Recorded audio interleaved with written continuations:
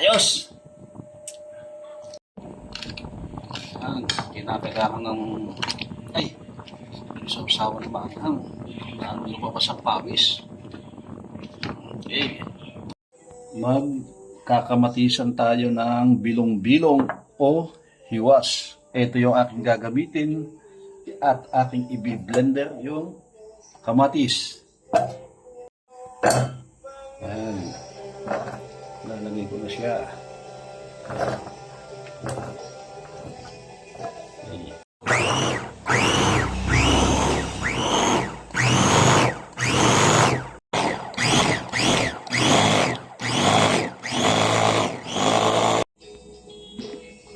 Tingnan natin kung pinong-pino na siya.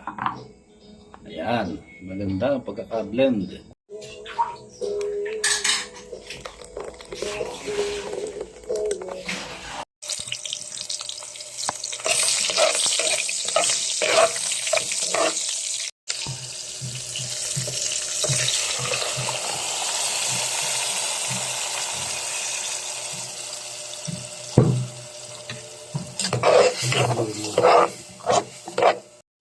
Timpla muna natin ng konting asin at lagyan natin ng konting patis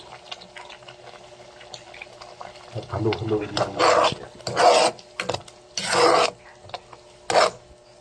Lagyan natin ng sabaw. Ilalagay ko na ang isda.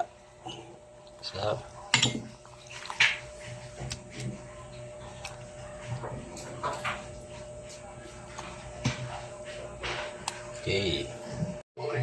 Kumukulo na. Pwede nang ilagay ang kangkong. Yan.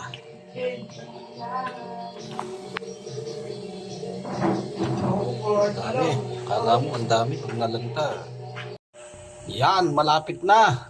Lagyan pa natin ng konting sipa. Yan. Okay na siya. Makakakain na din.